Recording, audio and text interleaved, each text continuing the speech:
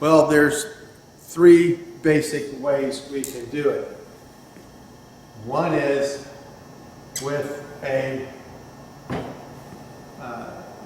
system where you already have a heater core in your car. The car was originally liquid cooled, and you got heat from the coolant that was heated by the engine, and you open a valve and it comes through a heater core inside the passenger compartment. You run a fan through that, and you had warm air in the vehicle.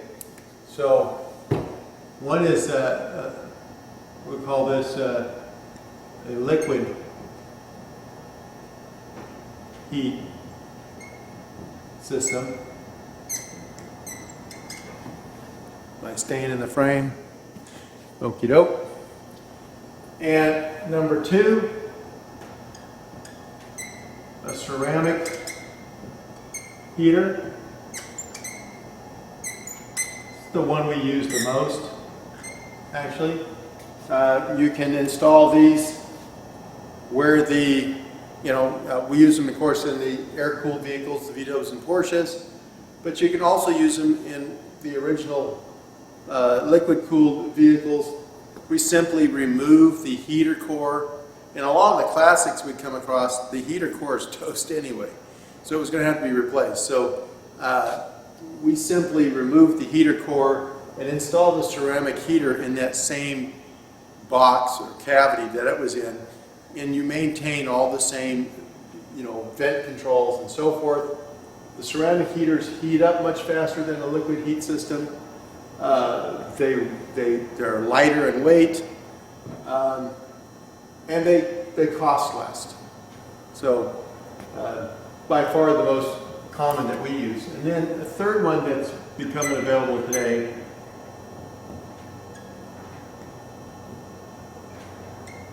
the heat pump, where you can use the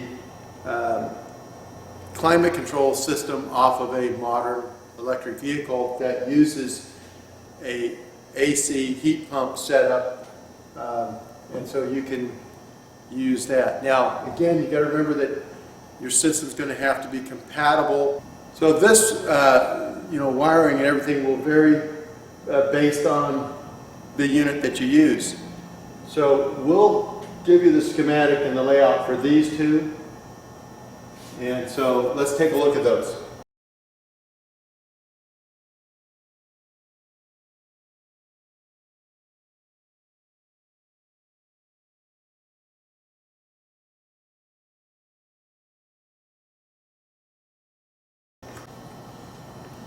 Okay, so this is the layout for the, using the heater core, the liquid heating system. And so I've got kind of the plumbing schematic and I've got the electrical schematic. So what you have is you're going to have a switch that will turn on your heater. Now you notice this is connected to our, fuse block that's only on when the ignition's on. So we turn off our ignition, the heater will shut off also. Little fail-safe that you don't forget to leave the heater on and drain your battery pack. And so this heater switch can be a separate switch in the dash. It can be, incorporated into the stock controls. That's what I like to do. So everything works the same. You move it over here to heat. Turns on that switch. There's a thermal switch that's on your reservoir. And if that's cold, and it runs between a certain temperature range, well, if that switch is closed, it's going to close our relay, and that's going to take voltage from our traction pack. And, we've got pack A and B here like before. We've got our fuse, we've got our main disconnect. Well, somewhere after our main disconnect, we're going to go through a fuse specific for this heater. We go through our relay, and the heater element heats up and goes back, of course, through our shunt into the most negative on our pack. Now, as soon as this thermal switch, the coolant in here, we use, again, a mixture of ethyl glycol and water.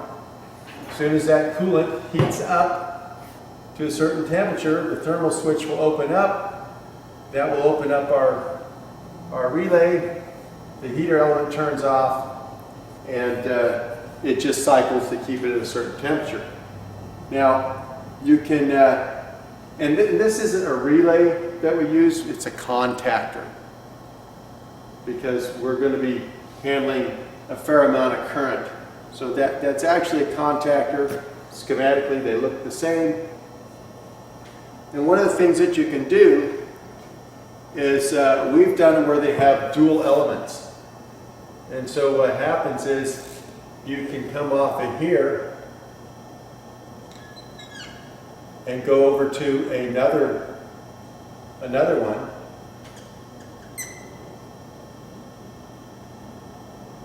And this would simply go to an additional element. And so another fuse, another contactor, another element. And what you would have here is a little switch. And so you flip that switch, and it's kind of a high-low switch. When the switch is open, this one's not going to be activated, and so you're only going to be using one heater element. That would be low.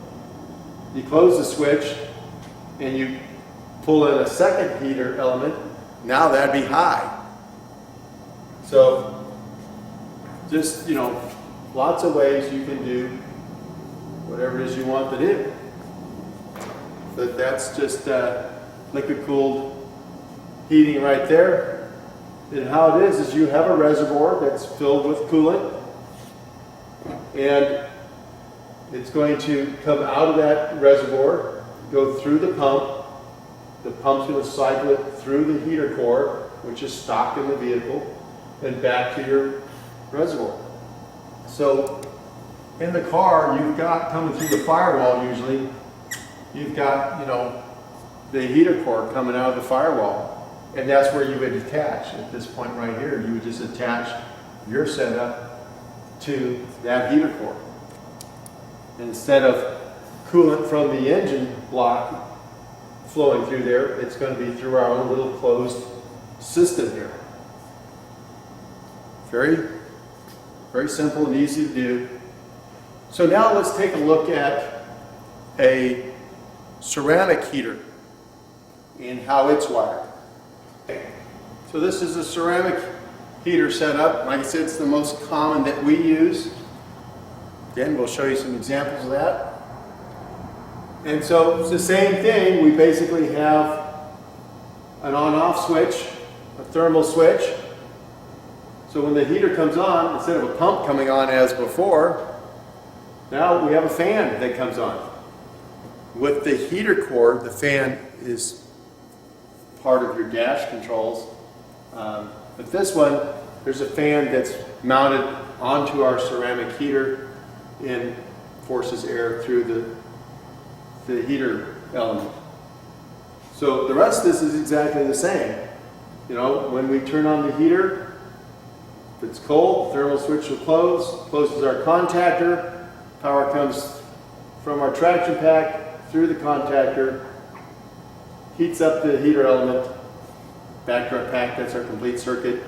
It gets hot, thermal switch opens up, this opens up, element turns off, and it will just cycle to keep at whatever temperature you feel comfortable with. Usually based on fan speed is a way to really control the heat on that.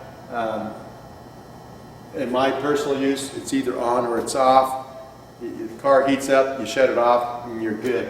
If it starts to get a little cool again, kick it back on. Just depends on the environment you're in. But simple circuit. Here's the pump that will be used for that, and the heater.